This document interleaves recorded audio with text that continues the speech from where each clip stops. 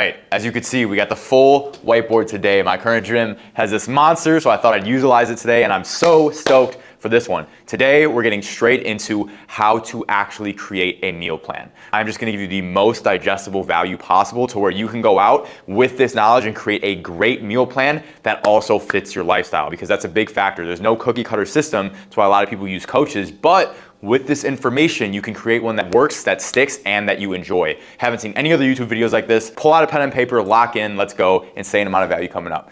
So we're gonna start on this side over here, right? We're going one chunk at a time. Now, before we get into the tracking, the foods, the adjustments, the meal timing, etc., we need to know how many calories and how many macronutrients we want to be around to reach our fitness goals, right? This is the base. Everything stems from this, right? The way we're going to do this is we're going to use caloриecalculator.net. Simple as that. You're going to load this site up. It's going to ask for your height, age, weight, activity level, and gender, right? And it's going to pump out a number. It's going to tell you how many calories you want to be around to lose a pound a week, gain a pound a week, half a pound a week, etc. It'll give you about 5 numbers on there. Now, this is an average estimate based on these stats.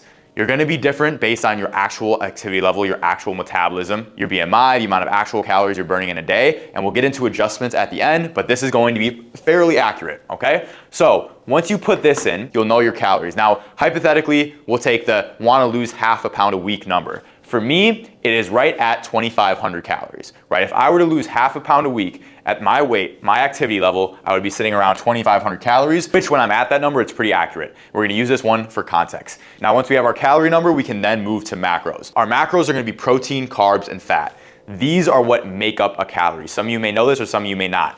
If you don't have macros, you have no calories, right? So protein is gonna be equal to 4 calories, a gram of carbs is gonna be equal to 4 calories, and a gram of fat is gonna be equal to 9 calories. If you look at the back of any nutrition label, these numbers multiplied by their caloric value is always gonna equal the total calories, okay? But with this, we can now do our algebra, our math, right? Pay attention. We're gonna start with protein, because no matter if we're trying to gain weight or lose weight, protein is generally gonna be around the same number. You can have a little bit less protein if you're on a bulk, you wanna emphasize it a little more on a cut, but it's still gonna be around a gram per pound of body weight, right? So we use a gram per pound of body weight. I'm 180 pounds, so that means I'm gonna be around 180 grams of protein in my daily diet, right? Now we know there's 4 calories for every gram of protein. So that means if I'm having 180 grams of protein a day, 720 of my daily calories are coming from protein. Next, we can knock out fat. We know we're gonna want about 1/3 of our body weight in grams of fat, right? So if I take 1/3 of my body weight, that's 60 pounds, so which is gonna be 60 grams of fat.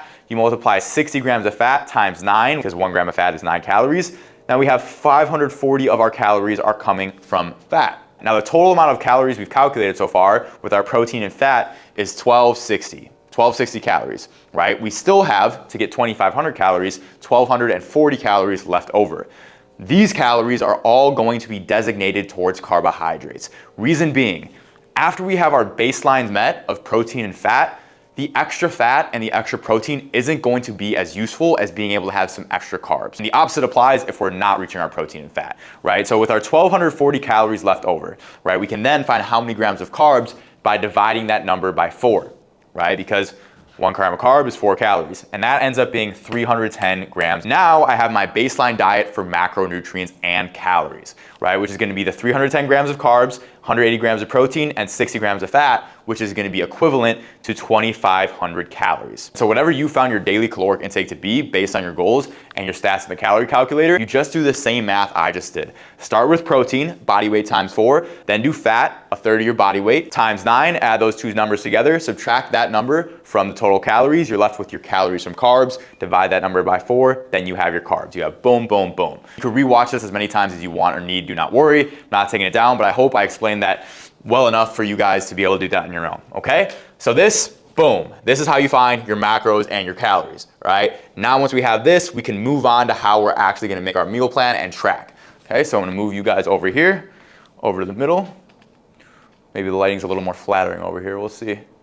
Okay, so now that we got that figured out, we need to make sure that on a daily basis, we are somewhere in that range of the calories and the macronutrients, right? And the way we do this is we choose one of many forms of tracking, which I'm about to get into. Now, Everyone's going to be different in what style of tracking works best for them, right? It depends on how much you actually care about your fitness. It also depends on how much time, how much freedom you want, how disciplined you are, etc., which I'll be getting into, right? So the methods of tracking, there's other methods, but these are the core four. Like anything besides this I don't find very effective or practical. So number one, you have track everything. Track your food. MyFitnessPal, Chronometer, those are my favorite two. I really like Chronometer because it has an amino acid profile. I don't know if MyFitnessPal has that now too. But there's tracking everything. You have same meals daily. I'm a bodybuilder, right? So that's what I'm doing right now. I just have the same meals every day. I know exactly how much is in there, and I know that it equals what I'm trying to eat on a daily basis. Then you have templates, right? This gives you a little more freedom. Templates is essentially you have same meals daily, but they're varied. You have more options. It's kind of similar to eating the same thing every day, but you can switch out the meals, right? So you can have one meal that has the same macros and a different meal with different ingredients that also has the same macros, and you could choose between the two. Like I said, this is gonna give you a little more freedom. Next, we got hybrid. This is the most lifestyle-esque style of tracking. What hybrid essentially means is that you track some stuff and you eyeball other stuff. A great example of this is you track your meals on a meal plan for the first couple weeks, so you know, hey, this is how much food is in this is how much food is in this, and then you have a baseline understanding of the macros and calories in your meals. So instead of tracking every day, you kind of just have a general understanding of what you're eating. Now, of course, this is not nearly as accurate, but for people who hate tracking or take their fitness a little less seriously or eating out all the time, this is gonna be an okay approach. When I was out of bodybuilding, this is actually the approach I did most, because I would come home from MMA and be like, okay, I know I wanna have 60 grams of protein right now and 100 grams of carbs. So I'm gonna open the tofu, put 60 grams worth in there, put 100 grams of rice worth in there, and boom, I'm good. Right? So which one should you choose? In order to help you guys make this decision, I made this chart right here, right? So on the y-axis, we have effectiveness, how good it works at getting you results. Next, we have effort on the x-axis, right? So effort this way, effectiveness here, right? And each one of these, I put a dot, right? So right here, we have the hybrid approach. The hybrid approach is going to be least effort, but also lowest effect, right? It's just gonna be the least accurate overall. But as far as lifestyle, it fits into anyone's lifestyle essentially. Again, I recommend tracking macros for at least a couple weeks so you know how much protein, carbs, fats is in things, and then you can kind of just eyeball, create your diets with the sense of knowing that this is how much is in there, right? Least accurate, but also easiest and lowest effort. Next, we have templates. This is great for people who want efficiency, but also want flexibility and love food. You know what, I'm gonna move it up actually. I put it at a little low. It's gonna be more effective than the credit I gave it. Especially if you stick to it. So it's gonna be pretty effective in the sense of, okay, if I'm actually sticking to these meal templates I made, having the correct proportions, right, you're gonna get pretty close results to the tracking everything, or the eating the same meals daily. But because it's not the same meals daily, there's gonna be margin for error, which is why it's just gonna be a little less effective than eating the same meals daily. But as far as lifestyle wise, it is pretty flexible. I recommend this to anyone who likes food, likes results, likes variety, but also wants to be able to make efficient meals and get results, right? Next, we have same meals every day, right? This is a bodybuilder diet. This is what I'm eating. This is also for people who are like, results is all I care about, right? I want to get in the most shredded or the most jacked as fast as possible. I'll eat whatever, right? The meals can still be delicious is a nice thing. I look forward to my meals a ton when I go home. Part of it is because I'm a cut right now and I'm not eating a lot of food, so everything tastes good. But I'm personally not the type of guy who like obsesses over food. Like my quality of life isn't dependent on what food I could really eat. So this one actually fits good for my lifestyle. After my bodybuilding competition, I'm likely gonna go back to more of a hybrid approach because I'm so aware of how much protein, carbs, fats are in foods. I can do that while also getting pretty good results. And I forgot to mention, the hybrid is gonna be better for people who are more experienced. If you haven't been thinking about macros for a long time or been in the fitness space for a long time, you're not gonna be nearly as accurate, all right? Last but not least, we have tracking everything. This is the route most people take, right? It takes a little more effort. If you track correctly, right, it can be very effective. It's not gonna be effective as the same meals every day because there's gonna be margins for errors in your tracking and there's gonna be more variety, which means different digestion, etc. But it's still gonna be very effective if you track correctly, right? This is great for lifestyle people, but you just gotta be consistent with it, right? You just gotta be disciplined with it. If you're able to be disciplined and track everything, it gives you a good amount of freedom while also giving you great results, right? So I can't recommend one to anyone, right? I kind of gave you my prerequisites for how to choose which one. You should have been kind of reflecting there and saying, hey, this one fits into my lifestyle, right? The more you care about results, the more you should tend to lean up towards these guys up here. And the more you care about freedom and don't want to put a lot of effort into it, the more you should move towards these easier ones this way. Now, let's get into actually making the meals, making the meal plan, timing, all of that, right? So first question, how many meals per day should I be eating, right? Answer is whatever you can stick to, right? Whatever you can stick to. The only thing I would consider is that if you're having less than 3 meals a day, you know, the MPS window, which is about four hours of muscle protein synthesis window, you're not gonna be hitting as much of those with your protein intake. Not a huge deal though. If you love intermittent fasting, you feel like 2 meals a day makes it so you could stick to your meals, you feel great while you're fasting, you feel a lot less hungry, I would rather you have that than have a little more MPS, right? But say you do have 3 meals a day, your protein is separated enough to where it's hitting all windows, right? Now say you're on a cut, right? You should choose your meals per day based on what keeps you satiated and again, what keeps you consistent. If you feel like having you know, a low calorie meal, you know, 5 times a day makes it so you can actually stick to the plan, do that. If you feel like having consistent meals makes you want to pig out and then you eat more every meal, don't do that. If you feel like intermittent fasting, having 2 meals a day, 2 big meals keeps you more satiated and you're able to say, hey, I can just have more discipline if I'm saying I'm not eating at all this time. A lot of people, that's the truth. So do that, right? Now, if you're trying to gain weight, eat a lot.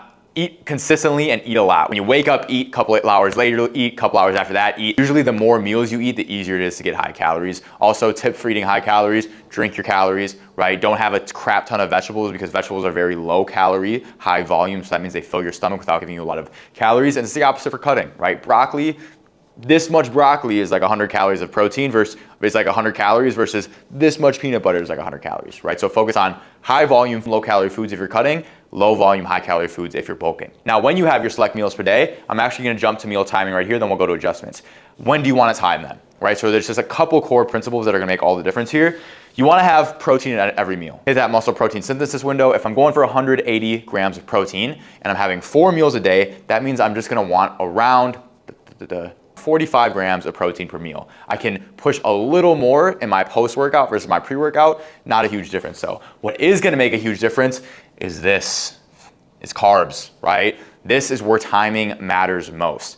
Carbohydrates are your energy, right? Your body's preferred source of energy. Carnivores are people just who are on a keto diet, they run off of fats, off ketones. Now studies show, and just anecdotally people's experience, ketones are not as good as physical energy. That's why there's not a lot of ketone athletes, not a lot of carnivore athletes, because you're missing those carbohydrates, right? For mental energy, it's okay, but for physical energy in the gym, carbohydrates are key, right? So you wanna have most of your carbs, based on how many carbs you have in your meal plan. You wanna have a good chunk of them before your workouts, right? Now there's simple carbs and complex carbs. Simple carbs are sugar, essentially. It's sugar, right? Whether that's added sugar or natural sugar. I prefer natural sugar. Added sugar, if you're having before the gym, is fine because you're gonna use it right away instead of spiking your insulin super high. So simple carbohydrates or sugar you can have right before the gym or even during the gym because it's immediate energy. However, complex carbs, these are gonna be your grains, your breads, your oats, your pasta, your rice, etc. Veggies take about 1 to 3 hours to actually hit your system and be utilizable as glycogen, which is what carbohydrates turn into, right? So you're gonna wanna have this meal between I would try to push it back more, at least 1.5 hours before your workout, between 1.5 to 4 hours before your workout. This is gonna fill that glycogen up and allow you to have that intramuscular glycogen to produce that power, right? And if we're producing power and strength, that means we're able to give our muscle stimulus. If our muscle gets stimulus, that means it's going to adapt and grow when we give it protein, right? So that's why carbohydrates is important. Now, after your workout, you also want at least a little bit of carbohydrates. Reason being is because during your workout, you deplete that glycogen. After your workout, you want to replenish it enough to where protein can do what it's best at, which is carrying out muscle protein synthesis, and the carbohydrates can take care of the glycogen refill, right? Because if protein is doing the job of carbs, it's not going to be efficient. Protein is not as good as carbs at doing carbs' job, right? So you don't need to have a majority of your carbs after your workout, but at least shoot for some like 20 to 50 grams after your workout, right? Now, if you're on a cut, you're going to have less carbohydrates, so I want you to dump almost all of your carbs pre and post. If you're on a bulk, you can spread out your carbs. You need to eat a ton of food. You're gonna have a lot of carbs at every meal regardless. I would still put the carbs heavier pre-workout, right, to make the workout better, but it's a lot more important on a cut. Okay, really quick here as far as muscle growth goes, carbs is for performance, protein is for muscle repair, and fat is for function. Mostly for hormone control and stability, which is why you want at least your baseline of fat and no need for any more. Now let's get into adjustments, right? Now I can make a whole video on this, but I wanna give the baseline understanding of how you know how to adjust your meal plan. Again, the calc.net, that is an estimate, right? It's gonna vary person to person based on the things like I stated before. And so you wanna be weighing yourself, especially in the beginning. You wanna choose a calorie intake that you think, based on the estimates, meets your goals, right? Follow that pretty strict, especially, the first couple weeks so you can get some data. And based on you following that and weighing yourself on a daily basis, don't just take one day because you can change based on water weight, sodium, inflammation level, etc. Take the weekly average and see how much weight am I losing on average, right? And then, say if I want to lose half a pound at 2,500 calories, and then for 2 weeks I follow a diet and lose 1 pound, right? That means that's perfect. That's exactly where I want to be there, right? So you got to figure that out for yourself. And based on it, say I only lose half a pound when I was supposed to lose 1 pound, I'll say, okay, I probably need to drop 100 to 150 calories a day to be on track, right? So I'll do that, weigh myself again, and then I get the data. Make sense? Right here, I have in parentheses, refeed, right? Refeeds are going to be extremely important when you are losing weight for fat loss. I've had guys who lose a ton of weight on a certain diet, lose a ton of weight on a calorie deficit, and then they just hit a plateau. They're eating the same things that I know they are. They're consistent. They're honest people, right? So they're eating the same diet at the same calorie deficit, but their body just shuts off because they were at such a calorie deficit for so long that their body adapted. It reached homeostasis. It's like, okay, if this is what we're going to get on a daily basis, we got to figure out how to live with this, right? Especially as the fat comes off the body. So that's where refeed comes in. If you have high body fat, what I recommend is doing something called a reverse diet. When you plateau, it means your metabolism adapted, even if you're eating the same amount of calories. You up the calories bit by bit, and it's case by case, which is why you have to pay attention or have a coach, right? But you up it bit by bit to around, you'll go up between 400 to 700 calories, stay there for a little while till your body adapts, and you'll start to drop them down again, right? Now, if you're lean and really want to get lean, same thing here, right? Instead of staying at a super low calorie deficit and letting your muscles deplete, every 4 to 5, maybe even 3 days, you'll throw in a higher calorie day where you have maybe 100 grams extra of carbs to refill the glycogen, keep that metabolism up, and also preserve that muscle. And then for consistency, this is where a lot of adjustments need to be made. If you find yourself undisciplined or cannot be consistent, something needs to change. You either need to change the way you track, you need a coach to hold you accountable, you need to change the environment, you need to not buy the same foods, just not have them in your fridge, something, brother. Something has to change if you cannot be consistent, because as you see down here, I don't know if it's cut off, yeah, it's not. Consistency is everything, right? No matter what you choose, even if you're maybe 100 to 200 calories off, 20 to 30 grams of protein off, you're gonna be okay as long as you're generally consistent with it, right? If you have these binges weekly, every other day, it's just not gonna work, right? You say, hey, I do wanna binge on a weekend, I wanna eat a crap ton of food on the weekend, you gotta be at a pretty low calorie deficit during the weekday. That's fine, you could do that, but you have to know, and you have to be consistent with it on the weekdays, okay? So that's all I got here. I'm not gonna add anything else for now. I feel like I gave you guys enough to go and create a meal plan. Oh yes, I'm going to put protein options, carb options, and fat options on a sheet. I'll put it in the description so you guys can see, okay, this is some good protein sources, some good carb sources, fat sources, and you can go make your meals based on what you like to eat, right? So I'll put that in the description. I didn't have enough space on here for a whiteboard, nor is it necessary to throw in the video when you can just read it. Battery's about to die, so I'm gonna finish this up quick. Of course, brothers, if you want full guidance on getting to where you wanna go, fitness-wise and overall and there we go, camera battery did die, but as I was saying, if you wanna transform in your confidence and fitness and get this all done for you with a brother by your side, checking in each week, making sure you're making the progress, I'm here for that, right? As long as you want it, brother, and are willing to put in the work, right? I'm gonna be there by your side every day, helping you get there. If you want to ensure you hit those goals and hit them fast, I'm gonna put a link in the description and the bio. You can go ahead and book a call with me. Otherwise, subscribe for Truth Brothers. Love you guys until next time. Peace.